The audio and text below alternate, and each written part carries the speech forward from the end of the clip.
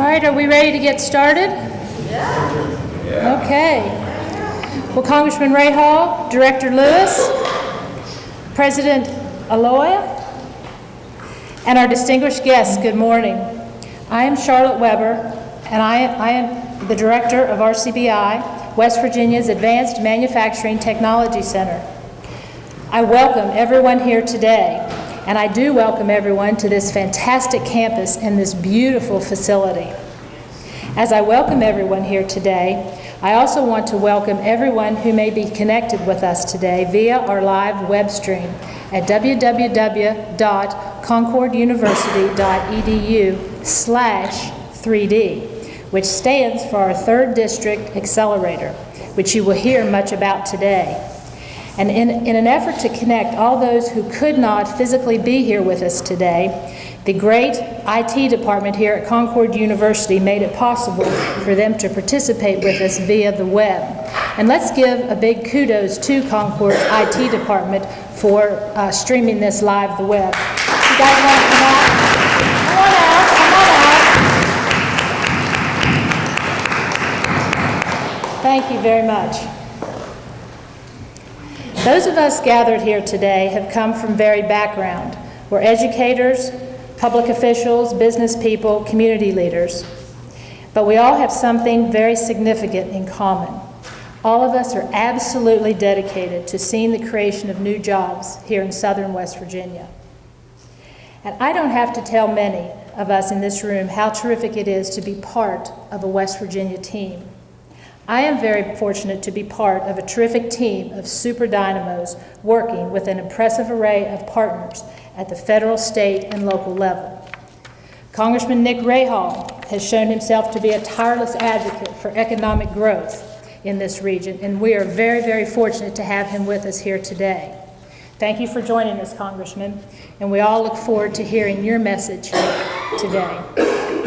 And those other super dynamos that I have mentioned earlier, well, they are the folks like our federal partners, the USDA and Bobby Lewis, who is here today, the ARC, the EDA, and our state partners, the West Virginia Development Office and Mark Julian, who is here today, the Governor's Office, and the working bees, the folks who are in the 10 counties working to partner with the local regions to implement the Third District Accelerator. Tech Connect West Virginia, Concord University, Marshall University, the Natural Capital Investment Group, and RCBI. And speaking of Tech Connect West Virginia, Concord University, Marshall University, the Natural Capital Investment Group, and RCBI, these groups came together and have been working hard with many, many partners throughout southern West Virginia since this grant was awarded. We have been working diligently to advance a wide range of opportunity: grant writing, entrepreneurial services, business fundamentals, advanced manufacturing, and e-business services, all in the name of job creation and job retention. We are looking forward today to working with each one of you here today at this community meeting to share your ideas and engage you in the 3D acceleration that may just spark additional business growth, leverage existing industries, and network available activities and programs. We are also very, very fortunate here in West Virginia to have a very accessible and very engaged congressional delegation. And we are very pleased to have with us here today Kelly Goes, who brings greetings from our United States Senator Joe Manchin. Kelly, would you like to join me at the podium?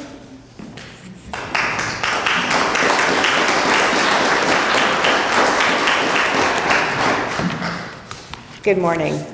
Senator Manchin would much rather be in beautiful Athens, West Virginia at Concord University than in Washington, D.C. However, as you all might be aware, there are a few things going in Washington, and Senate and Congress haven't quite gotten their recesses synced up. So he sends his greetings and regrets he could not be here in person. On behalf of the citizens of the Mountain State and as your United States Senator, it is my privilege to send greetings and congratulations to all the members, partners, and supporters of the Third District Accelerator program. I applaud your tireless efforts and dedication for not only creating this program, but for maintaining it and making it a success. This program is truly making our great state an even better place to work, live, and raise a family, one project at a time.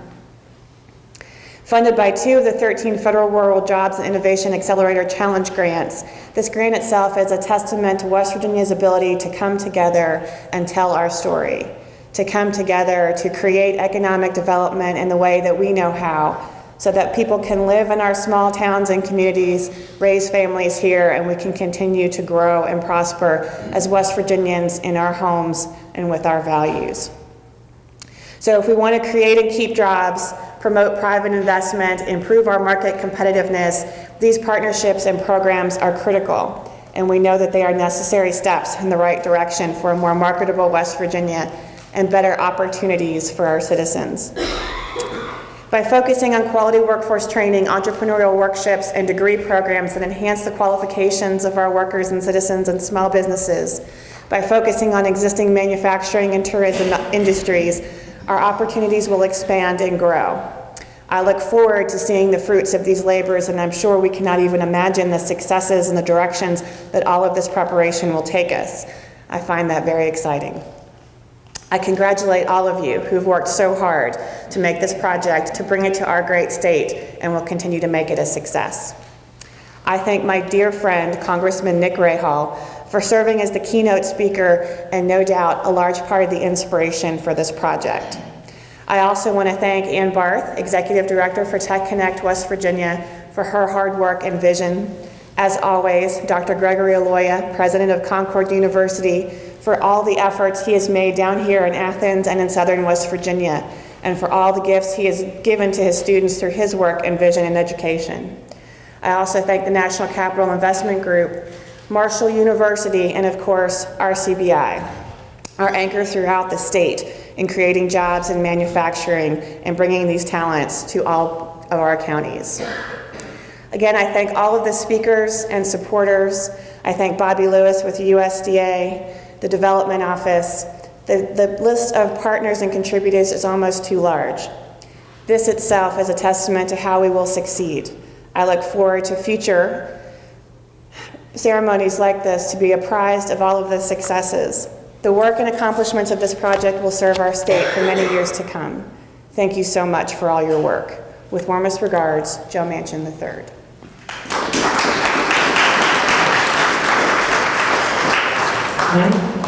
Thank you, Kelly. Phil Lewis is also here from Senator Rockefeller. And Phil, would you like to join us at the podium? Phil brings greetings from our United States Senator, Jay Rockefeller.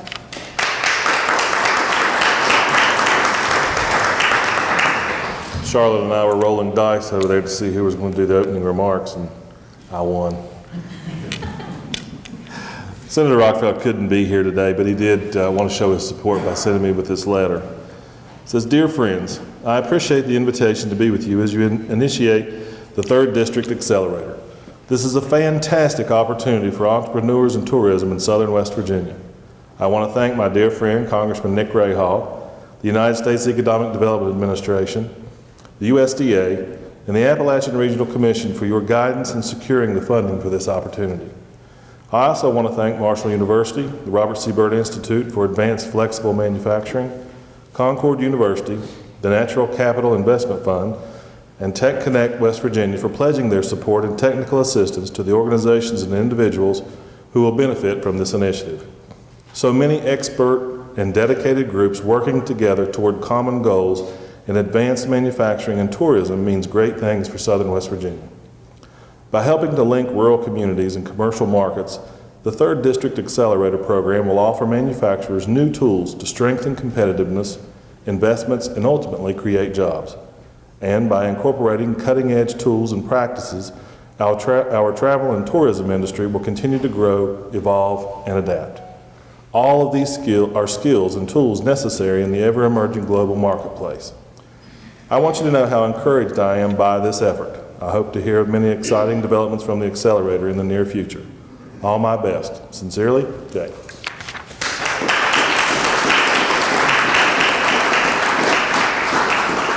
Thank you, Phil. Our host today really does not need an introduction to anyone in this room. But first of all, Mr. President, Please accept our appreciation for this great day and for allowing us to host this event in this great facility. It really is a beautiful, beautiful facility and a beautiful campus. Before President and Professor Gregory Aloha joined Concord University, he served as the Dean of the College of Education and Professor of Special Education at Florida Atlantic University. His travels and experiences have taken him through many states and countries. But something unique to this president is that he also found time to serve as a college football coach and head wrestling coach, which to this group may indicate his understanding of the importance of teamwork and of human capital. And without further ado, I give you the president of Concord University, President Aloha.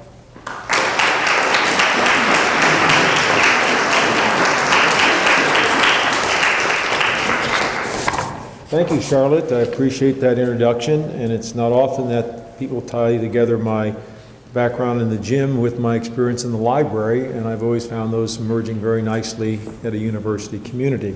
Let me welcome you to our campus beautiful. Let me also thank our IT folks for the great job that they not only doing today, but they always do on this campus.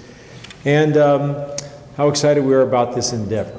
This is one of the opportunities that goes beyond the classroom and actually goes into the community and makes that connection that the three missions of an institution: to teach, to do research, and to serve. And this is part of the service part that brings the best of our teaching, the best of our scholarship into the area of service for this great state of ours.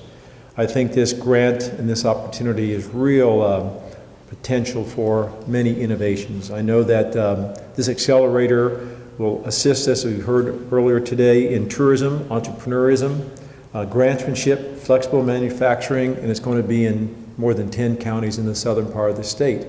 I also know that there were 13 of these grants awarded nationally, and 2 of them came to West Virginia, which I think is a testimony to not only our need, but also the leadership we have in Congress to provide these additional resources to this partnership. At Concord, we're looking forward to the many benefits that this is going to bring to us. I think that when you look at our staff, and I want to just identify 3 of our folks who are going to be key players in this grant. Dr. Roy Rantham is in the back here, Roy. And Susan Williams. Dr. Williams, where's Dr. Williams? She was welcoming folks there. Dr. Susan Williams, thank you back there. And Steve Rao, where's Dr. Rao? Dr. Rao was back there as well.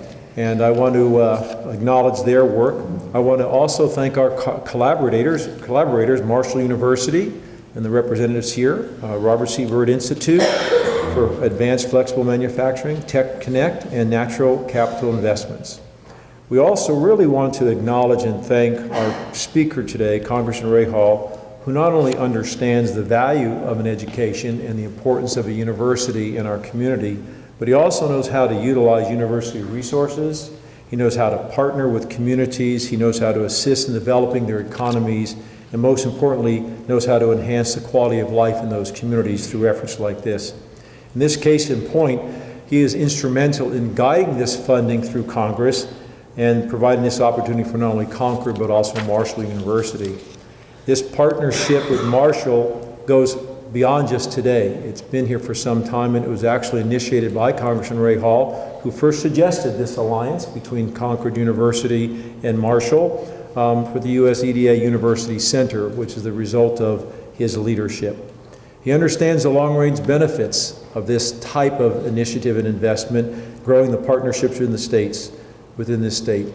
And the most important thing, and I think if one word sums it up, and that is this is going to result in better and more jobs. And that's the most important thing that we can do for this area of West Virginia and our role in that. I think it's a combination of his leadership, his seniority, and his focus on jobs in West Virginia that only made this possible, gives us this opportunity not only celebrate it today, but continue this partnership with Marshall and with others. As you know, since Congressman Rahall came to Congress, he has been on the House Transportation and Infrastructure Committee. He is now the top Democrat, and he's uniquely positioned to assist us in these efforts and others to enable us to make a difference in West Virginia economically as well as academically through our leadership as a university in this area. Bobby Lewis, I appreciate your work with Congressman here in the rural development, and together these individuals with Concord, with Marshall, with our other partners are going to take this initiatives 3D program and have a transforming effect in this area. Our congressman knows the players. He certainly understands the politics as well as the policy, and he certainly understands the value of partnerships in this pathway to progress. And it's that leadership that's made a difference today, brought us here today, and is going to enable us to do something better and improve our role here in Southern West Virginia. Please join me in thanking Congressman Rahall for all he has done for West Virginia, but also particularly what he's helping us to do today in his keynote address. Help me welcome Congressman Rahall to the podium. Thank you very much.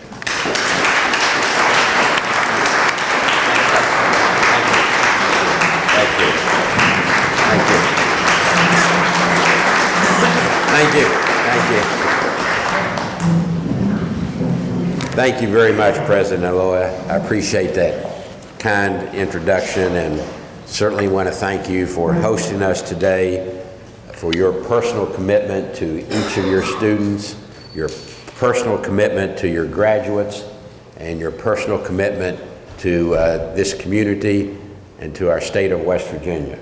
We really appreciate that. We appreciate your vision and leadership. And believe me, that's a tall order, but it's one that you are effectively leading, and this gathering is in part to demonstrate that you are not alone in this endeavor. Charlotte Weber is acutely aware that the driving force behind the historical achievements of the American economy has been the research and development that our institutions of higher education deliver to spark innovations across the board in our economy. Our three federal partners, the ARC, the EDA, and the Rural Development, led by Bobby Lewis, a dear friend of several years or decades, whatever. Certainly, these are the poster child triplets when it comes to some budget cut proposals floating around Washington. But they have friends. They have some very committed friends that's going to has stopped in the past and is going to continue to stop such short-sighted proposals. When you look at what some of the proposals floating around Washington these days would do to EDA, ARC, rural development, our institutions of higher learning, it's really penny wise and pound foolish, because these programs can certainly leverage the dickens out of the funding that their agencies invest in job-creating efforts. And ask Ann Barth about it as well.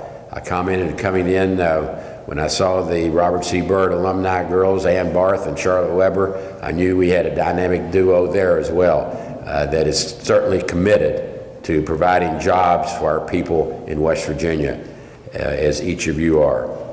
When we look at the Appalachian Regional Commission, our partner in so many different efforts, so many projects in our great state, for every dollar that the ARC invests, it has enticed $9 more from the private sector.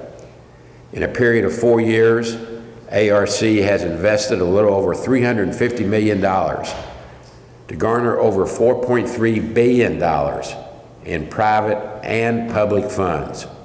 That's 4.3 billion B. That economic impact translates into improving the lives of over 115,000 families, helping over 130,000 students and trainees, and sustaining or creating over 130,000 jobs. Now those are real numbers, real families, real results, real jobs. And that's what these grants are all about. All 13 job accelerator grants anticipate leveraging $70 million in private investment. Not too long ago, ARC did an important analysis of where federal competitive grants were and were not going.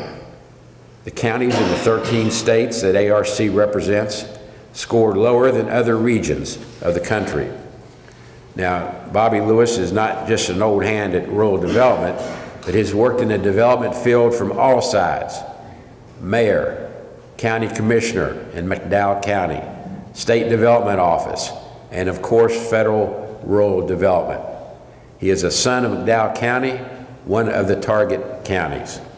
EDA and ARC officials are also very familiar with the challenges and opportunities that we face in the 10 counties covered by the grant. The grant's focus is jobs, particularly manufacturing and tourism-related jobs. Let me give you a number, 600,000. 600,000. That's the number of jobs that America's manufacturers said they could not fill last year because they could not find workers with the necessary skills to do the job. Time and again, manufacturers in southern West Virginia have told me the same thing. The skills gap is real. It's real. And unless, as a country, we invest in closing that gap by employing higher education with efforts like this today, our worldwide competitors can clean our collective manufacturing clock. Charlotte Weber at RCBI, Dr. John Mayer at Marshall, they get it. They get it. And for 2 decades, RCBI has been graduating machinists and educating manufacturers on the latest and greatest in technology with hands-on, practical tools right downstairs. And I say that that's a federal responsibility. Like the strongest chain, this nation's security and its economy are only as strong as its weakest link. In this ever-changing economy, there's one constant, Dr. Loya, and that is the need for education. The need for education. Joining Concord, Marshall, and RCBI as grant partners are Joe Browse and the National Capital Investment Fund. Joe is here somewhere today. They perfectly fit the bill. There he is, right on the middle row there. They perfectly fit the bill of the grant's goals with their private sector perspective, their experience, and their know-how in guiding businesses with their capital needs. Joe knows the people, the players, the problems, and the potential of this region.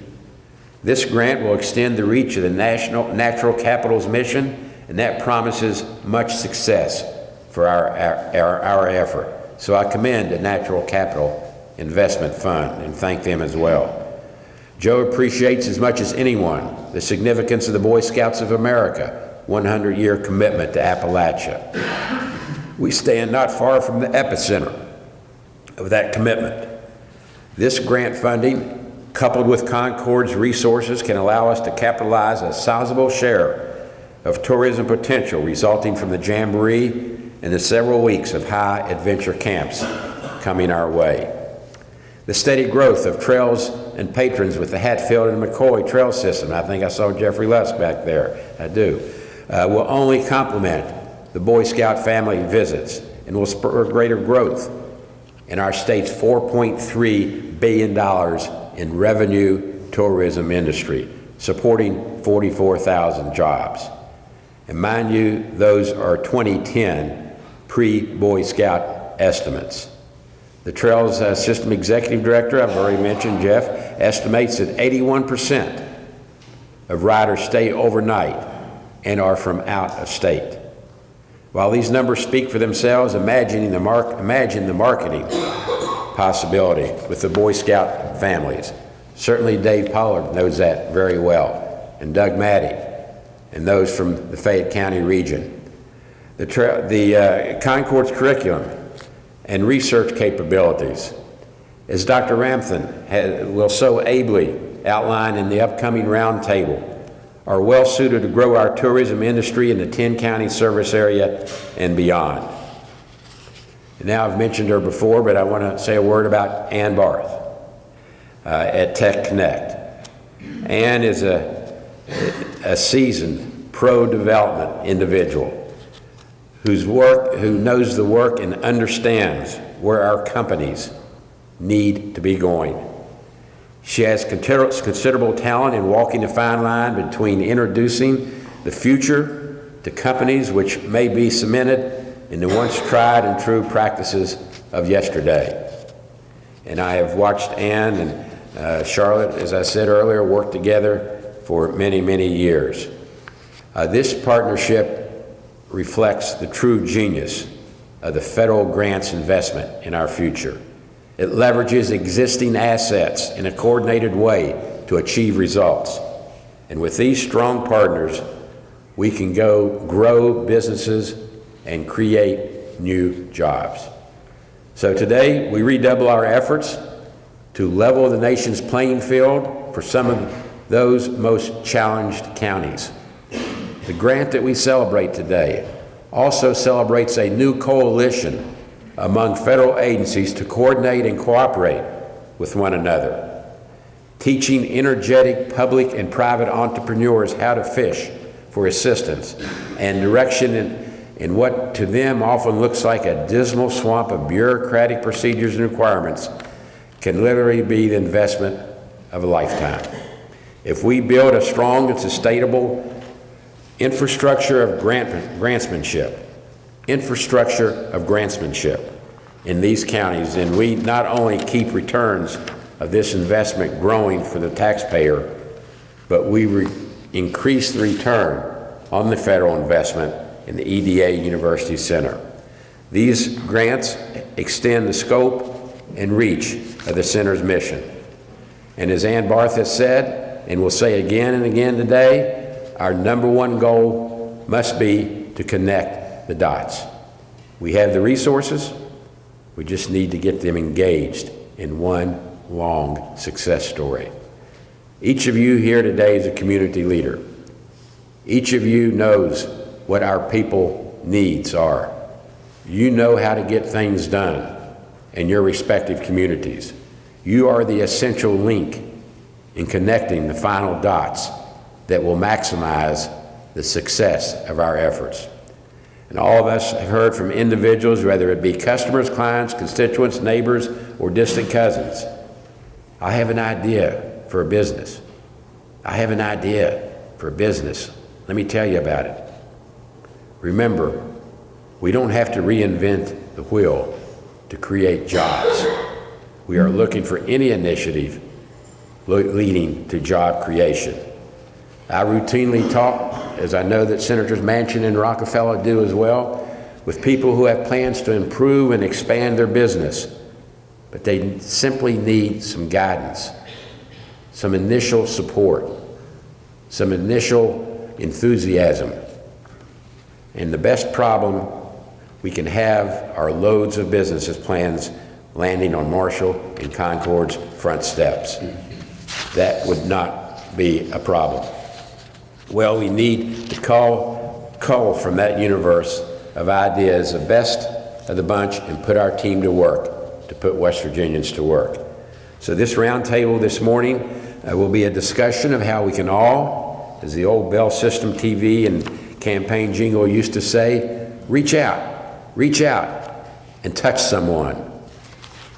Now, I hope the vast majority of you remember that ad because it first aired in my second year in Congress in 1979. Reach out and touch someone because whether it's retraining workers for new careers in manufacturing or developing mobile apps for our flourishing tourism industry, the Third District Accelerator offers an array of targeted development strategies specifically suited to our region. Again, I thank each of you for your commitment by being here today. I thank each of you for what you do every day on the front lines in developing our state of West Virginia and committing yourselves to our people. Thank you and have a great morning.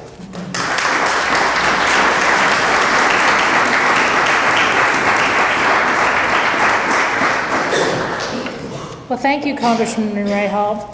And just to take a moment before I do just a little bit of housekeeping here, and we move downstairs to Fellowship Hall, to build on what Congressman Rahall said, and just so everyone can see our partners, and he mentioned Joe Browse, let's take a moment, if the partners could just stand up. Ann Barth from Tech Connect West Virginia, would you stand up? And Mark Julian from the Development Office, Joe Browse from Natural Capital, Concord University with the folks. Let's remain standing for just a moment so everyone can recognize you. John Marr, Marshall University.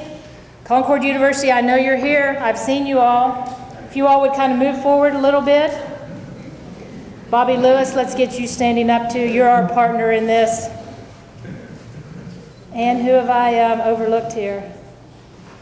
ARC couldn't be with us today. Yeah, and the EDA couldn't be with us here today. So while we're here today, this is what this is all about, engaging and reaching out, as Congressman Rahall said. These are the folks that you reach out to, and while they're here, reach out to Mark Julian and see what kind of services the Development Office has, and Bobby Lewis. So take a moment and see these folks and engage with these later on today. Thank you, Joe. Thank you, Congressman.